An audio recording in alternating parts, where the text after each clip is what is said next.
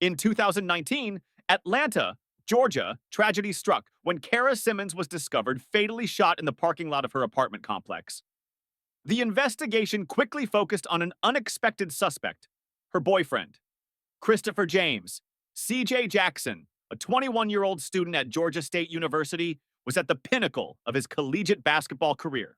As the starting point guard for the Panthers, CJ was regarded as a top contender for the upcoming NBA draft.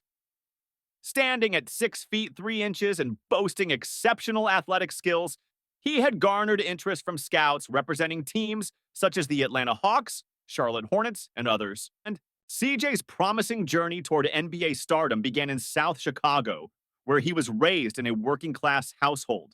His father, Marcus Jackson, juggled two jobs to support CJ's basketball aspirations, while his mother, Linda Jackson, balanced nursing shifts to attend as many of her son's games as possible. By his senior year of high school, CJ had earned a full athletic scholarship to Georgia State University, making him the first in his family to attend college. During his freshman year in September 2017, CJ met Kara Simmons, a 20-year-old psychology major from Marietta, Georgia. Kara came from an affluent background, with her father, Dr. James Simmons, serving as a renowned cardiologist at Emory University Hospital, and her mother, Sarah Simmons, working as a high school principal. Their relationship flourished early on, with Kara enthusiastically supporting CJ's basketball dreams and attending his home games. However, by early 2019, their romance began to falter. The mounting pressures of CJ's basketball career and the looming NBA draft fueled his insecurities and jealousy. He frequently scrutinized Kara's phone, interrogated her about her whereabouts, and exhibited controlling behavior. Their rare arguments grew into frequent public disputes in dormitory hallways and campus cafeterias. During this time, Kara reconnected with Malik Thompson, a 23-year-old software developer at TechBridge Solutions in Atlanta. Malik, a friend from her days at Wheeler High School in Marietta, provided the emotional support Kara felt was missing in her relationship with CJ. Unbeknownst to CJ, Kara started seeing Malik regularly, finding in him the understanding and trust that had eroded with CJ. Campus security reports from February 2019 documented CJ's increasingly erratic behavior. On February 12th, a resident advisor filed a report after overhearing CJ yelling at Kara in the University Commons parking lot. Another incident occurred on February 28th when campus security was called to the student center after CJ confronted a male classmate studying with Kara. The situation escalated on March 15, 2019. Following basketball practice at the GSU Sports Arena, Kara met CJ in the campus courtyard at 4:30 p.m. to confess her relationship with Malik. Witnesses later described CJ's reaction as intense, with visible anger etched across his face as he ordered Kara to leave. Security footage showed Kara walking away at 4:45 p.m. while CJ sat with his fists clenched. That evening, CJ called Kara 27 times between 6 p.m. and midnight, but she ignored each one. Phone records later revealed that Kara was texting Malik during this time, arranging to meet the following evening, a meeting that would turn fatal. Coach Michael Stevens, who had guided CJ throughout his college career, sensed something was amiss during practice that night. He noticed CJ missing routine shots and leaving early, something he had never done before. When the coach tried to talk to him, CJ dismissed the concern, claiming he was tired. Similarly, Professor Janet Martinez, CJ's sports psychology instructor, noted a shift in his demeanor, describing him in her March class notes as agitated and withdrawn. Despite his evident struggles, NBA scouts continued to praise his exceptional abilities. Scheduled interviews with teams like the Atlanta Hawks were planned for the following week, but they would never occur. On March 16, 2019, Kara and Malik met at the Blue Room, a popular downtown Atlanta bar frequented by college students. Security footage showed them sitting together at a corner table, seemingly enjoying a relaxed evening. Unbeknownst to them, CJ had followed them to the venue in his black 2015 Honda Civic. During their time at the bar, Kara received multiple threatening texts from CJ. The final message chillingly read, "You can't do this to me. I won't let you."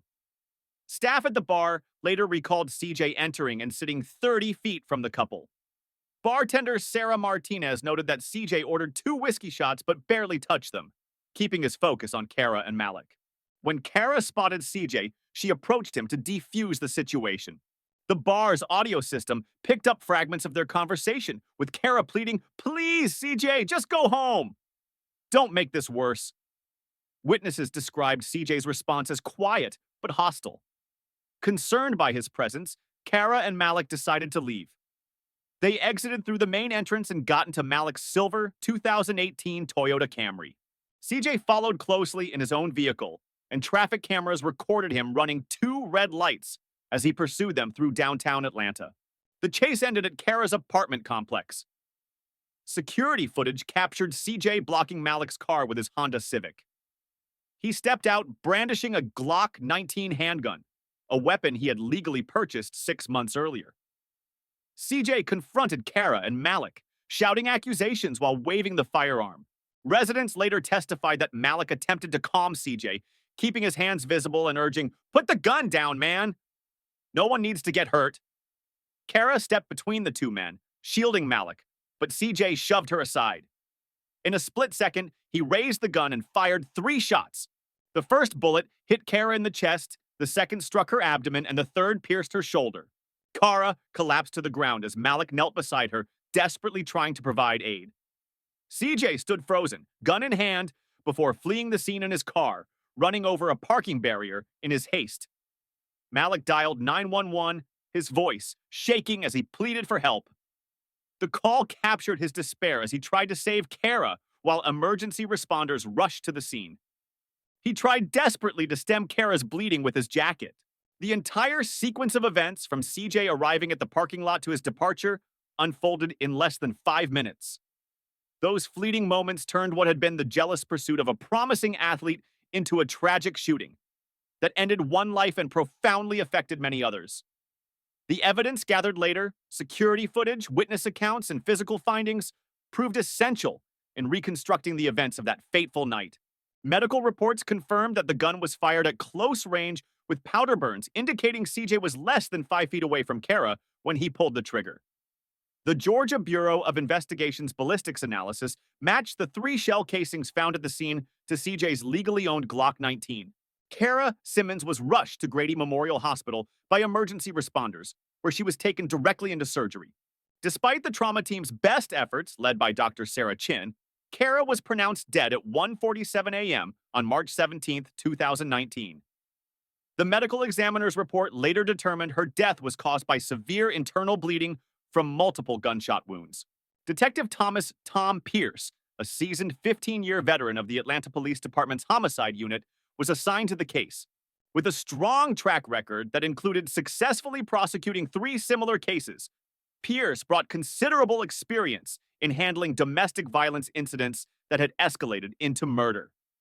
His initial evaluation of the crime scene suggested a clear pattern of premeditated stalking that culminated in the deadly shooting. The investigation began with detailed interviews of witnesses from the Blue Room. Several patrons and staff members gave consistent accounts of CJ's menacing behavior at the bar. Bartender Sarah Martinez's testimony was particularly vital. She described CJ as coldly focused on Kara and Malik throughout the evening.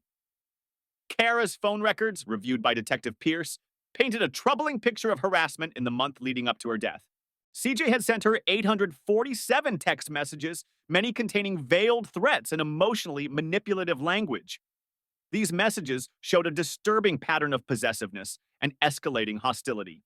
The investigation also brought to light incidents that had previously gone unreported. Emma Taylor, Kara's roommate, provided recordings of threatening voicemails left by CJ. In one particularly alarming message, CJ warned, "If I can't have you, no one will." Another student, Michael Rodriguez, recounted witnessing CJ grab Kara's arm aggressively in the university library 2 weeks before the shooting. Further background checks into CJ's history revealed troubling behavioral patterns. During his time at Georgia State, CJ had been involved in 3 confrontations with male students he suspected of flirting with Kara. Campus security records documented these incidents, though none led to formal charges. Additionally, 2 former girlfriends from his high school years in Chicago came forward. describing similar patterns of controlling and jealous behavior. Forensic evidence provided crucial support for the case. The Georgia Bureau of Investigation's crime lab confirmed that gunshot residue on CJ's clothing matched the residue from his Glock 19. Surveillance footage from multiple locations created a comprehensive timeline, tracking CJ as he followed Kara and Malik from campus to the Blue Room and finally to the apartment complex. Malik Thompson's detailed account of the events leading up to the shooting, corroborated by physical evidence and video recordings, was key to understanding CJ's state of mind. Malik described CJ as completely unstable, noting his wild and unfocused eyes during the confrontation. Detective Pierce's team also uncovered additional red flags from CJ's social media activity. Private Instagram messages to mutual friends revealed his growing obsession with Kara's actions. CJ had created several fake accounts to monitor her online after she blocked his primary profiles.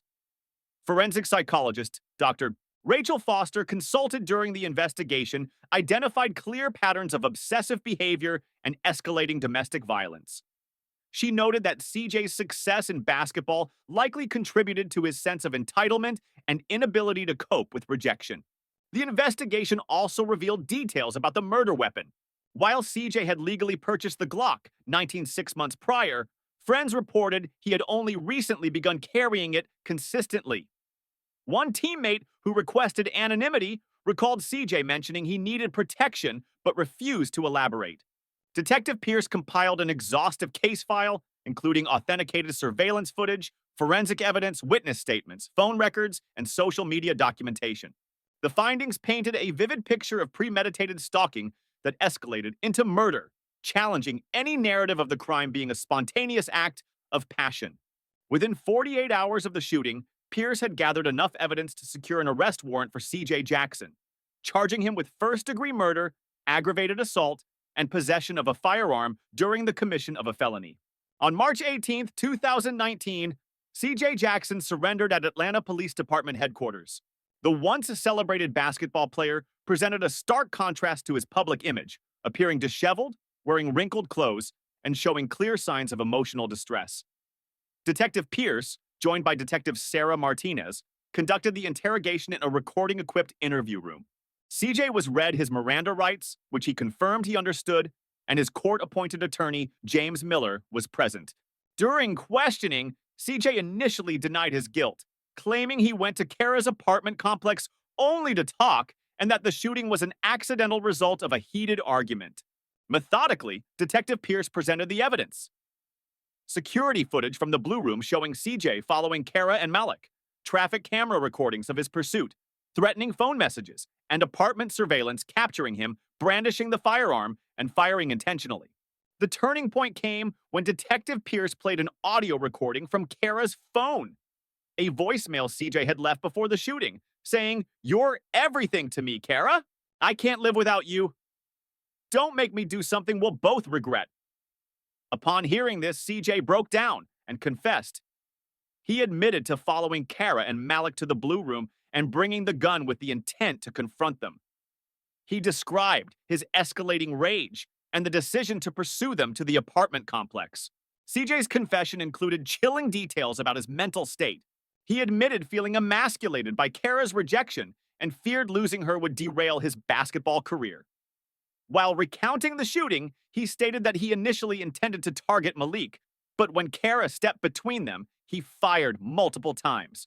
Detective Pierce observed a marked change in CJ's demeanor after the confession, describing him as appearing almost relieved. The confession, combined with corroborating evidence, allowed the district attorney's office to proceed with charges of first-degree murder, aggravated assault, and firearm possession during a felony. The documented confession and overwhelming physical evidence were critical in the legal proceedings. They painted a tragic portrait of a young man whose inability to handle rejection and loss of control led to premeditated violence, driven by jealousy and obsession that escalated to murder. The details were preserved in a comprehensive 3-hour report.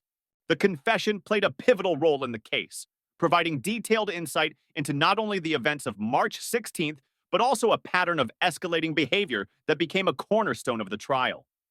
The trial of Christopher James. CJ Jackson commenced on November 12, 2019 in the Superior Court of Fulton County, Georgia. District Attorney Michael Roberts led the prosecution, while Defense Attorney James Miller represented CJ. The case, presided over by Judge Sarah Thompson, attracted widespread media attention due to CJ's prior status as a rising NCAA basketball star. The prosecution's case, built on the comprehensive investigation led by Detective Pierce, presented overwhelming evidence. The trial began with surveillance footage from the apartment complex, vividly depicting the shooting. This was followed by video evidence from the Blue Room and traffic cameras, which established CJ's deliberate pursuit of Kara and Malik that night. Malik Thompson delivered compelling testimony, recounting CJ's increasingly menacing behavior and the final confrontation in the parking lot. Several mental health professionals testified to highlight patterns of controlling tendencies and escalating violence commonly observed in such cases. The defense focused on portraying CJ's actions as the result of extreme emotional turmoil. Miller argued that the pressures of CJ's basketball career, combined with his fear of losing Kara, triggered a psychological breakdown. Dr. Robert Klein, a psychiatrist, testified about the impacts of stress and abandonment fears on young athletes. However, the prosecution systematically dismantled this argument, presenting evidence of CJ's premeditated actions. This included his firearm purchase months prior and his use of fake social media accounts to monitor Kara's activities. Testimonies from former girlfriends described similar controlling and jealous behavior that predated his basketball career. Kara's family attended the trial daily, sitting in the front row. Her father, Dr. James Simmons, testified about the changes he had observed in Kara as her relationship with CJ deteriorated. Emma Taylor, Kara's roommate, shared text messages that documented Kara's increasing fear of CJ's actions. Detective Pierce provided detailed testimony about the investigation and confession, which the prosecution played in court. The recording contradicted the defense's portrayal of an impulsive emotional outburst, with CJ admitting he brought the gun intending to confront Kara and Malik. Forensic evidence further bolstered the prosecution's case. The medical examiner testified that the trajectory and proximity of the gunshots indicated deliberate targeting rather than a chaotic or panicked act. Ballistics experts confirmed that all 3 bullets were fired from CJ's legally registered Glock 19. After 7 days of testimony, both sides delivered their closing arguments. The prosecution emphasized the premeditated nature of the crime and CJ's history of escalating abuse, while the defense appealed for leniency, citing CJ's youth and his previously good reputation. The jury deliberated for 6 hours before delivering a verdict. CJ Jackson was found guilty on all charges, including first-degree murder, aggravated assault, and possession of a firearm during the commission of a felony. Judge Thompson, highlighting the calculated nature of the crime and CJ's lack of genuine remorse, sentenced him to 25 years in prison without the possibility of parole. Following the sentencing, District Attorney Roberts addressed the media, stressing the importance of the case in shedding light on the dangers of domestic violence and stalking, while also emphasizing that CJ's status as a former athlete did not influence the pursuit of justice. In December 2019, CJ Jackson began serving his 25-year sentence at Georgia State Prison. Once celebrated as a promising basketball talent, CJ traded his Panthers jersey for a standard-issue prison uniform. His NBA dreams, once valued by scouts and worth millions, were replaced with the reality of earning 25 cents per hour working in the prison's laundry. Meanwhile, Kara Simmons' death spurred meaningful changes at Georgia State University. The university established the Kara Simmons Memorial Scholarship for psychology students, enhanced campus security measures, and implemented a mandatory domestic violence awareness program for student athletes. Malik Thompson, unable to continue living in Atlanta after the tragedy, left his job as a software developer and moved to Seattle, Washington. He sought therapy to address the PTSD caused by witnessing Kara's murder. In interviews with the Georgia Victim Impact Panel, Malik shared the persistent nightmares and anxiety that continued to impact his daily life.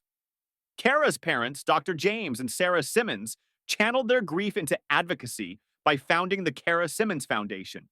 The organization focuses on preventing dating violence among college students and has partnered with universities to develop early warning systems for identifying abusive relationships on campuses.